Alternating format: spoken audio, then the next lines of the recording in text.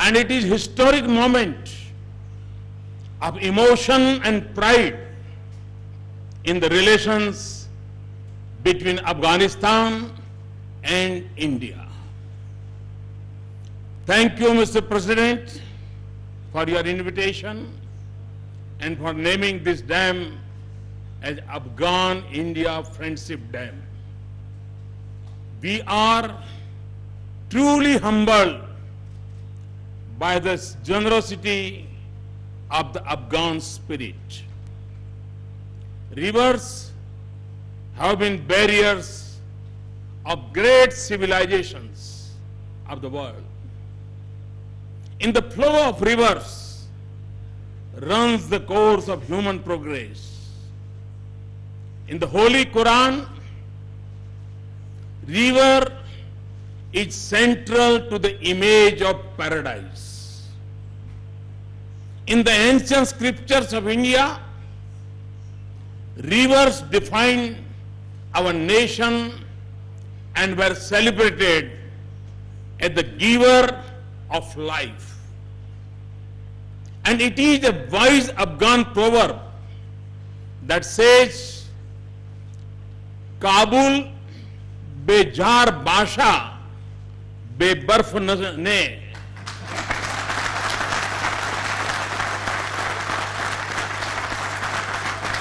May Kabul be without gold rather than snow.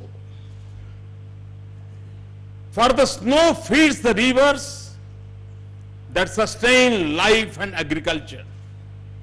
So today, we are not just launching a project that will irrigate land and light up homes. We are reviving a region, restoring hope, renewing life, and redefining Afghan's future. The dam is a generator not just of electricity, but also of optimism and belief in the future of Afghanistan.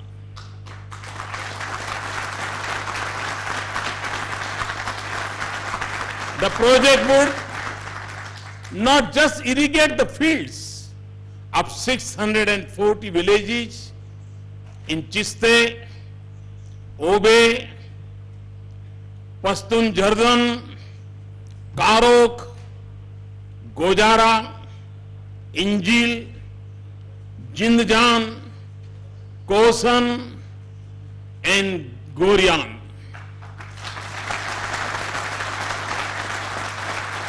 It would also bring light to over 250,000 homes in this area. Last December, in Kabul, I was moved by the honor of inaugurating the Afghan Parliament building. It was a tribute to the epic struggle of the Afghan people to shape their future by vote and debate, not gun and violence.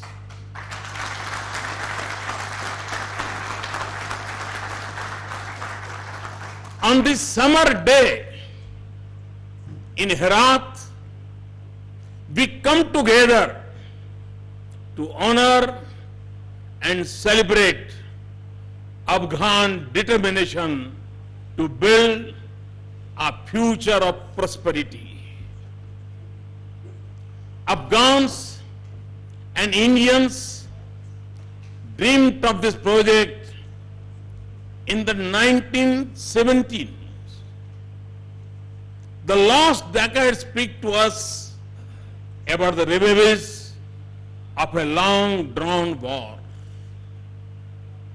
It was a war not of Afghan making, but it was one that stole the future of the entire generation of Afghanistan.